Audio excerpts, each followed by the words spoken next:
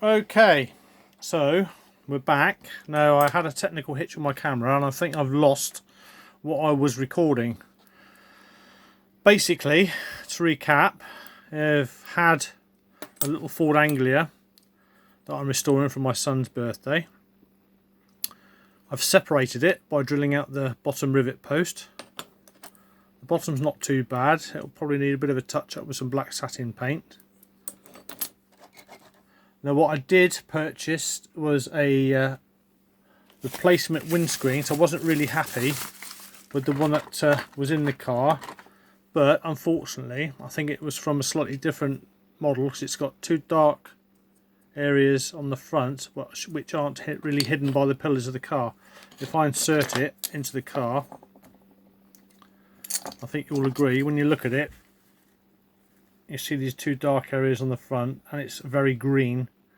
I'm not really happy with it. It only cost about £3, but even so it's not really happy with it, so I'm going to use it probably at a later date. If I do find another one which is really bad and I smash windscreen, I can use it then, but for this particular model it's no good. With the original one, what I have done with some clean soapy water, I've cleaned it up and it's come up pretty good. After polishing it with some very fine metal polish, this stuff here, little dab of that on this cotton bud, rubbed it over the transparency until it started squeaking, which you know it's more or less ready then when it starts squeaking. And if I just quickly dry it off, apart from a bit of play damage on the side there, the old scratch, it's come up pretty well. Now with these old models you will never ever find a flawless, unless it's been kept in its box and in a display cabinet. Nearly all the transparencies have some sort of play damage on them, and when they get chucked about they get played with obviously hands, and you know when the kids are playing and running across the carpet and crashing them and stuff, they do get knocked about. They get played with in the garden and stuff like grits, dirt, always scratches up. This one's actually not in too bad a condition. I've cleaned it up. So what I intend to do at the moment is give it a bit more of a clean, and then using some of this furniture polish is coat this in the furniture polish. I'm just going to get it all ready and we'll be back to show you how I do that. So what this furniture polish is actually good at is binding itself to the plastic and leaving a very, very thin layer of the polish. Well, it's not furniture polish, so it's floor polish on the actual plastic transparency itself. And when it dries, it acts like a film over the transparency and an extra little layer of plastic. So what you do is just pop it in the plastic there, into the little tub, give it a good swish around, get rid of any air bubbles,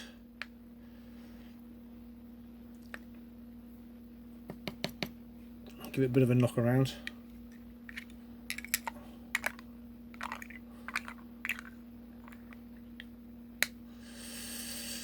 Let's put that over there because I will knock it over, I always do. Now with a bit of kitchen towel, what I want to do is just dry the inside of this because it's got a few little bubbles. I don't really want it. There we go. So what I'll do now is just pop that on there, and then with another plastic pot just covering it, stop any dust from landing on it, is leave that there to dry for a few hours. The one I'm not going to use, I think I'll just pop that in a pot over there.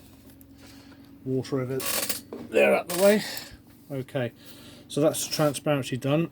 There's a trick I picked up from a fellow modeler on his website. I'll just give you the name of it. It's called Marty's Matchbox Makeovers, and he has a lot better tools than I do. I say this is a budget restoration, so I'm just reminding you that you can do this sort of thing without having hundreds and hundreds of pounds or dollars worth of expensive equipment.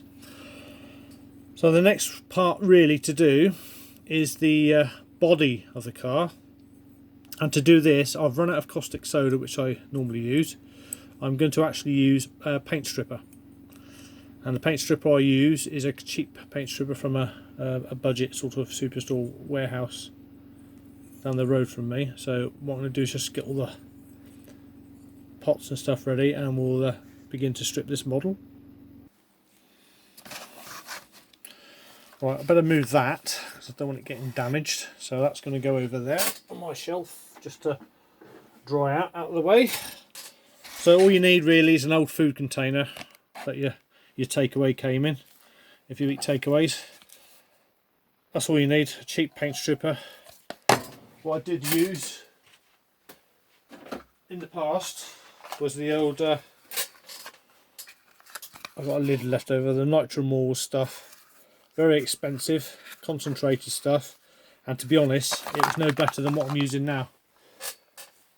Some of these old vintage paints do tend to want to stay on a little bit stubbornly, but I found that this is more than adequate to get rid of it. So as you'll notice, it's coming out quite freely. Don't need a whole tin on it. Now what I use as well, I've got is a toothbrush. The purple one I use for these types of model. So with the aid of a pair of forceps, what I tend to do is just turn the model around. What I'll grip it is by the rivet post there, clamp it off, and then with the paint stripper is just go over it, just cover it, and within minutes or sometimes seconds with these models it will actually start lifting the paint. Old paintbrush is more than good enough if you want to use an old paintbrush, but I've got these old toothbrushes that we tend to get through maybe once every couple of months, and I'll just recycle them to use on these die-cast models. So the model's pretty much coated in the paint stripper. Now I've got the windows open here because it will leak fumes, and you don't really want to be doing this in the confined area with all the windows shut, because you can find yourself getting a bit wheezy and poorly, and it will damage your lungs. So I'm happy with that. So we're just going to pop that in there, and what I'm going to do is leave that for several minutes with the lid on, and hopefully the fumes will aid with getting rid of the paint. So whilst that's doing that, I'm just going to go and clean up. Vinyl gloves, always wear gloves. You get this stuff on your fingers, it will burn. So always advise wearing gloves. And also a good thing is, what you really need to do is if you're working in a closed area with poor ventilation, face mask, some sort of carbon filter face mask, or a paint or decorator's mask. Maybe something along these lines, but I'm in quite a well ventilated area. I've got a door open and a window open, so I've got a lot of air coming through. This is mainly for dust, but it will filter out small parts of the fumes, as long as you're not exposed too long. So I'm just going to clean up, and then we'll get back to seeing how the strippers actually worked.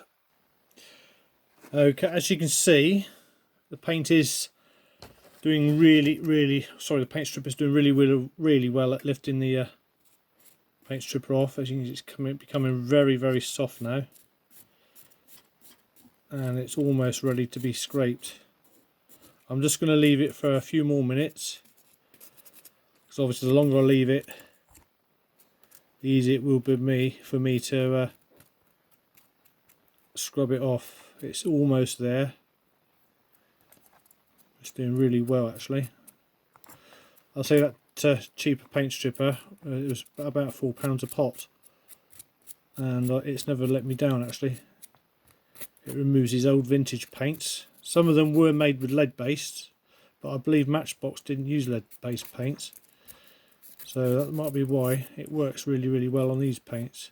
I found with some of the Hot Wheels and Corgis in the past, it's been a bit stubborn to remove, even with the Nitromals, but with these Matchbox Leslie ones, it's doing really well. So we're just going to leave that for a little bit longer and go back to the base. So with this base, what I intend to do is really just touch it up with a brush around the bottom here. I could take the wheels and the axle off and respray it, but I say my son's going to probably just have it in his display cabinet, so I don't think it's really necessary. I'm just going to go over some black satin paint on a brush and just touch all that in, and he won't know any difference. He's not going to play with it. He's a bit too old to be playing with cars at the moment. Although he does sometimes, but he really likes just the aesthetic look of them. He'll have them on his shelf in his bedroom. What he particularly likes about this one is he's a fan of the Harry Potter Ford Anglia, and it is of a similar colour. Now, before obviously I stripped the paint off, I did go down to the local shop to buy the acrylic paint which I normally use for these models, and I found one that is very, very close to that colour. It might be just a slightly darker blue, but when I matched it to a picture of the Harry Potter car on Google, it was almost identical. Again, I'll just say you can use an airbrush. I don't have one at the moment. I'm just using these acrylic spray cans that I found absolutely brilliant. So that's the colour I've chosen, and that's the colour he's going to get. And this, yeah, this is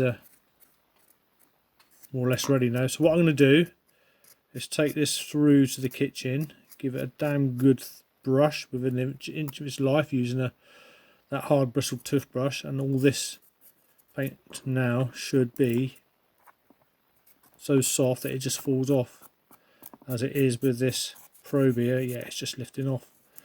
So with some cold running water, all this will come off now. So when you next see this, it's going to be nice and clean.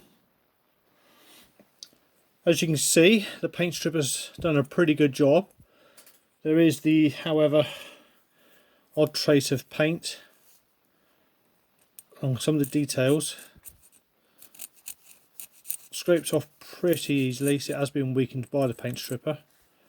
But in the grill, it's going to be a bit more stubborn to get out. What I might just try is with my little wire brush on my Dremel type drill, just to go over it with that, just to see if it removes the paint. These bristles, to warn you, do fly out, so if you're ever doing this with one of these, wear protective goggles. So I'm just going to go over that. Yeah, so it's removing the paint from the side of that grill pretty efficiently. I'm not going to press too hard, I don't want to damage the grill details. So these little brushes just angle it so you get into all the difficult places where you think the paint's not going to come out of. And Bob's your uncle, and it cleans up the casting very well as well. You can see a bit of a shine coming to it now. You don't need a lot of pressure. Like I said, some of these alloy castings are very, very old. They did pretty good detailing on them, and if you rub too hard, you will actually remove the detailing. Like there's little louvre bits in the bonnet there. So just give it a light sanding with this. Take off any excess surface corrosion. So even with paint on it, these alloy cars do actually corrode underneath the paint.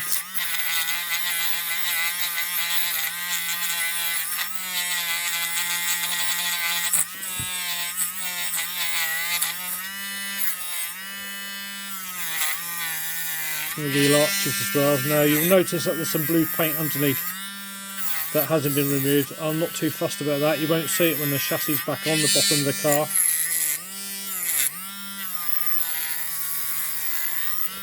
And because the glass transparency isn't really clear and there's not a lot of detail, you won't see the inside. On some of the newer models, they actually got a plastic insert showing you the steering wheel and the seats. This one clearly doesn't have any of that. So you're not going to see much of the inside of the car anyway, so I'm not going to be too bothered with removing that blue paint. It's not something that's going to be highlighted. So this is nearly done now. Oh, There's a piece of metal just shot off and got me right below the right eye there. Luckily I'm wearing glasses, because if that goes in my eye, that's going to hurt, not to mention damage my eye.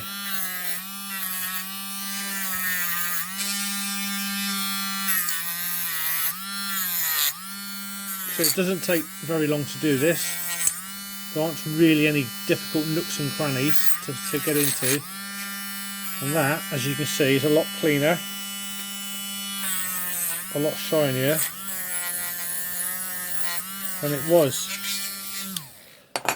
And as I've said in previous videos, that is cheap, £20 or so. That's all that was, from a hobby shop called Hobby Crafts in my local town. So that's just going to go over to one side.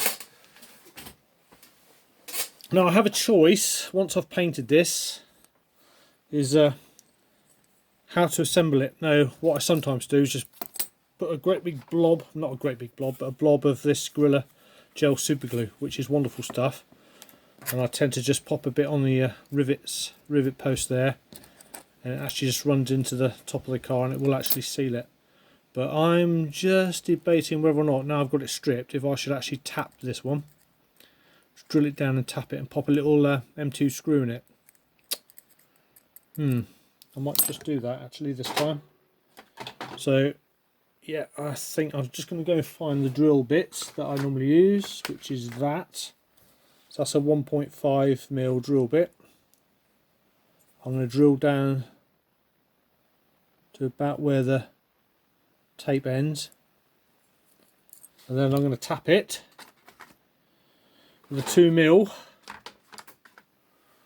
tap. So we'll just set up that and then we'll show you how to do that. I've drilled out the hole to 1.5. Now on this lovely little hand chuck, I've got an M2 tap. So what I'm going to just gently do is just try and thread that into there. Do it bit by bit. There's only little bits of swarf. Just want to get out.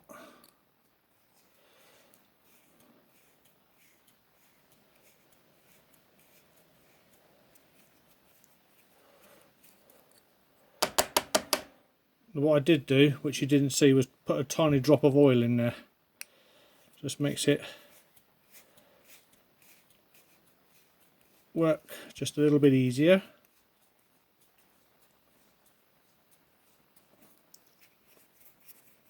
So the threads cut in pretty easily, because this is just a very soft alloy, so it doesn't take a lot of cutting at all, or threading. So I'm just going to go in really till I reach the bottom of the drill point, which is almost there. This is almost going to be the last couple of millimeters. Yep, that's it. So again, just gently ease that out. You don't really need to pull it because it's threaded, and it should just, there, nice pile of alloy there, which is a good sign that the thread's been cut. And as I look down into the post, I can actually see a thread in there. So that is that, and there's a thread that should work quite nicely. Not what I always do is tidy up, because when I start prepping this model, I don't want little bits of alloy and swarf getting all attached to it. So what I'm going to do now is just a little bit of a burr there, a bit sharp, is get a file and just file that off. I've got a small hobby file here.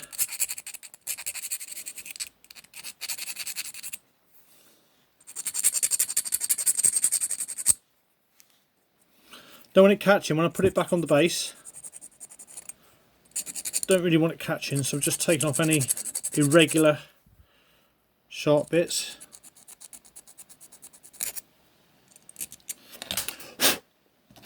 And what we can actually do is, before I put the screw in, put the tab in first. Yep, that clicks back beautifully. it should do. There we go, hear that click? So that will actually help hold it in, that little bit of a click. So as somebody once said, I'm happy with that. That is brilliant. So this goes together quite simply. There's a slot in the front of the car, and as you can see on the front of the base here, that tab just goes into the front there, slot straight in, and then click, and it goes. So that's together. Now I'm just going to find a screw just to fit there. Right, so what I have found is a little countersunk M2 screw. Just test fitting it now to make sure it goes in far enough.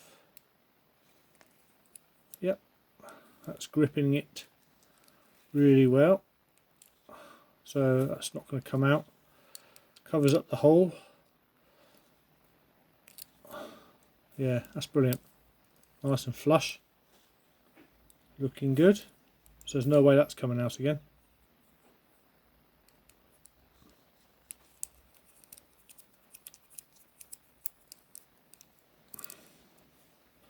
I'll pop that in a pot over there before I lose it, because I have the tendency of putting stuff down and then lo and behold, where is it?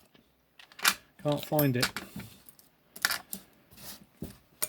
Always try and leave the workspace relatively clean for obvious reasons, because of a bit of a jumble so here of tools. It's very easy with small parts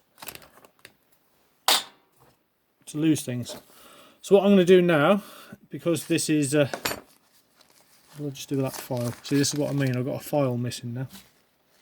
Oh, there he is. Put that in there. Put everything back when you finish with it. If you're not going to use it again, put it back. So with this Tamiya thinners, I'm just going to go over the body. Just give it a bit of a wipe, just to remove any greasy fingerprints, any residue at all. That will stop the primer that I'm going to use in a minute from sticking to the model. This just gets rid of any nasty stuff, any other little bits I've missed of swarf and that just should pick up to the dampness of the cloth.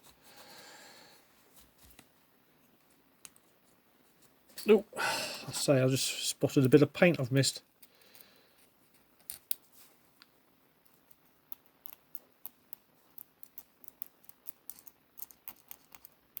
Just the tiniest flake when you put the primer on will actually show through. So if you want an expert finish with that's it, that's better, that's off now. It's amazing where this stuff gets, I tell you. So I just finished cleaning that up on the front of the grille here.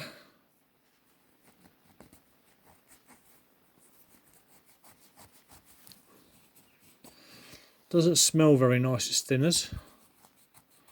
So again, I will suggest you have a nicely ventilated room if you're using any sort of product that emits fumes. Alright, so we're almost ready for the primer. Just let any excess thinner just evaporate off. Just give that a quick, that's it. So that's done, lid on that. And we'll just let that sit there for a second or two. Excellent. So that's ready for the primer.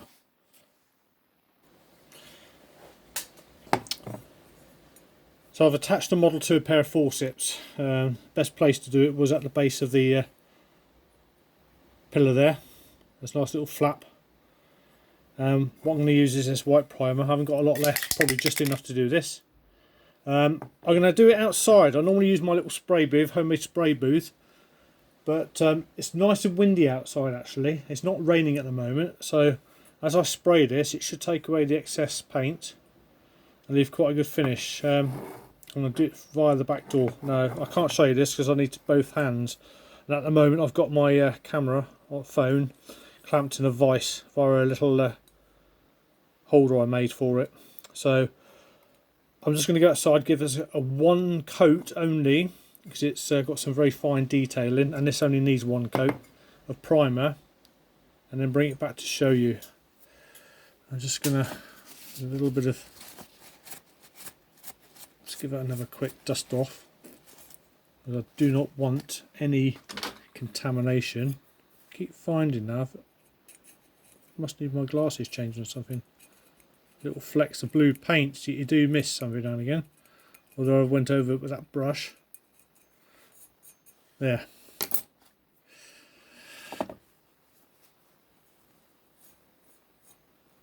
So I'm just going to go over this with a white primer. This has lasted me 3-4 months, this can. Loads of it in there. So when you next see this, it should be nice and white.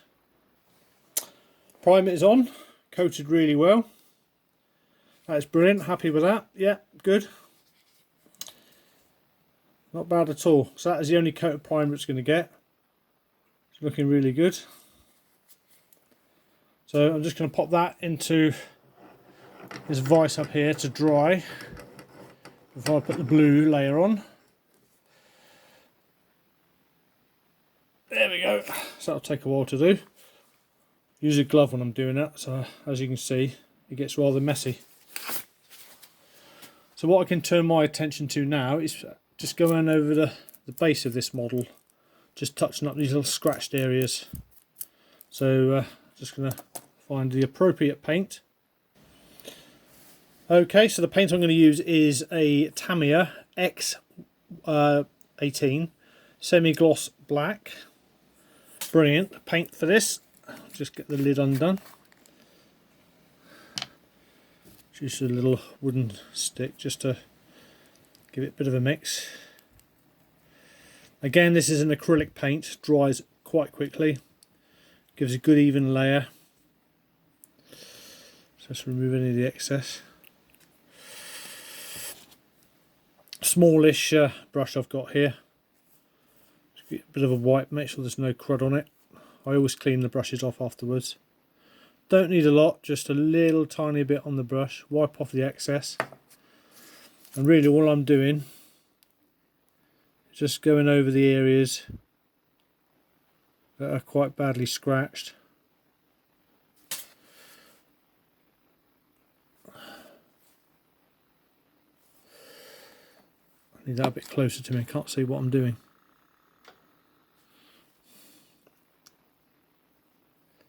Actually blends in quite well, satin black. Saves you having to do the whole model. Probably a couple of coats will need to be done for this. Like I said, I don't want to do the whole model. I think it will just ruin the patina of the age of the thing. Although at the bottom, anyway. I could have done the whole model, but I think just the exterior needed doing. I quite like leaving the base.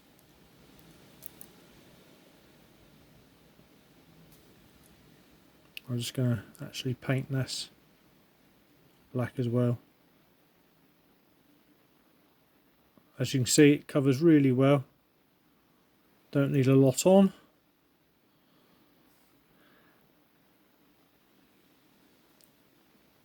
That's the tow bar.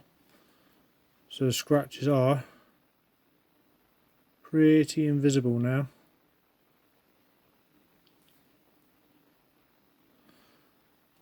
So it's going in my son's cabinet for display purposes. So some people that are perfectionists probably thinking, oh no, he should be doing the whole thing. Take the axles off, take the wheels off. But believe me, I know my son, he's not too bothered about all that. It is probably a bit of a half a job Harry sort of approach to it. But I just know that he likes a bit of the age patina on it. And just as long as I clear it, it's not looking too messy and too scratched. That will be Absolutely good enough for him.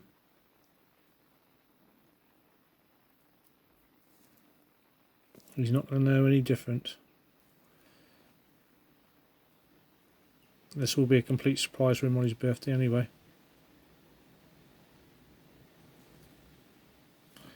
You might run it across the carpet a couple of times going brum brum. But other than that,